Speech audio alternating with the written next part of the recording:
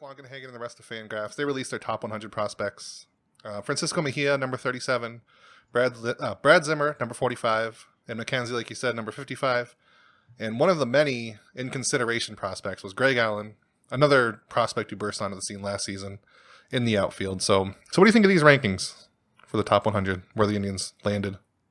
I think it's interesting. I mean, I'm surprised that they didn't have an Indian a little bit higher. I mean, the first one on their entire list was Mejia, but I mean, he wasn't until 37. So that's interesting. And then, I mean, but once they listed them, they were in close succession to each other. I mean, you had Mejia at 37, Zimmer at 45, and then Tristan McKenzie at 55. So within 18 spots of each other altogether, clumped up there. They definitely were very high on all three of them. Had a lot of great things to say, and I think, but I thought the most interesting thing of all was the fact that they completely left Bobby Bradley off because it wasn't just the top 100. They list 32 honorable mentions, and none of them even had Bobby Bradley. I know Bradley actually dropped a little bit in his rankings for like MLB Pipeline, even though last year he did win the MVP and set career highs in RBIs and home runs, and he won the MVP in the High A Lynchburg. But he actually did drop a little bit because his contact rate was so low and his batting average was so low. And I guess FanGraphs did not like his projections as a hitter, like in terms of, I mean, yeah, the power's there, but maybe they didn't like that he's striking out so much and wasn't hitting for a decent average, even though he is still really young for his level. So, do you think, right or wrong, is that sort of tied to the overall perception that just big slugging first basemen aren't as valuable anymore? Like, if this is 3 years ago, would Zimmer or Bradley be ranked a lot higher right now? I would think so.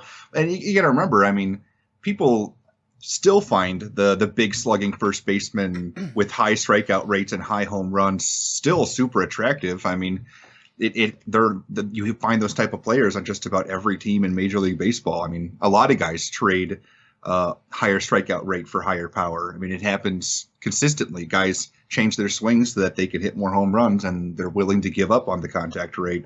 Like a lot of projection systems actually like that. So I'm surprised that Bobby Bradley actually dropped down off the list. I'm not surprised that Greg Allen made the in consideration, because I've been singing his praises, for the last year. But I definitely think that Bobby Bradley deserved, I think, to even still be in their top 100. But we'll see. I mean, he's, you know what? If that just lights a fire under him even more, then good on him. I think if that kind of thing is going to motivate anybody, I think it's Nelly Rodriguez. If you follow him on social media, it seems like every little slight he finds, he takes it and uses it. So I wouldn't have suspected him to be on the list, but the fact that Nelly Rodriguez isn't, I expect him to use that as some kind of fuel. Yeah, and Nelly's actually had a pretty good spring too.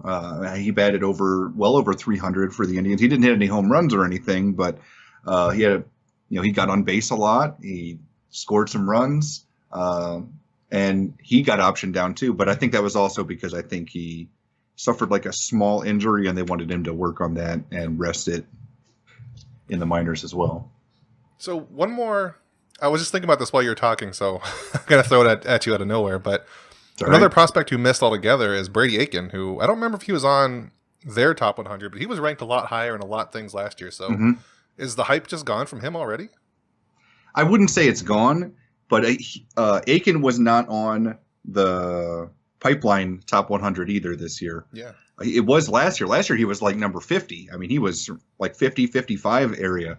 And then all of a sudden, he came back. The velocity wasn't quite there. He didn't really pitch that well. Again, first season after missing well over a year for Tommy John surgery, and he didn't play great. It's going to happen. You're not going to expect to go out there and go lights out right off the bat.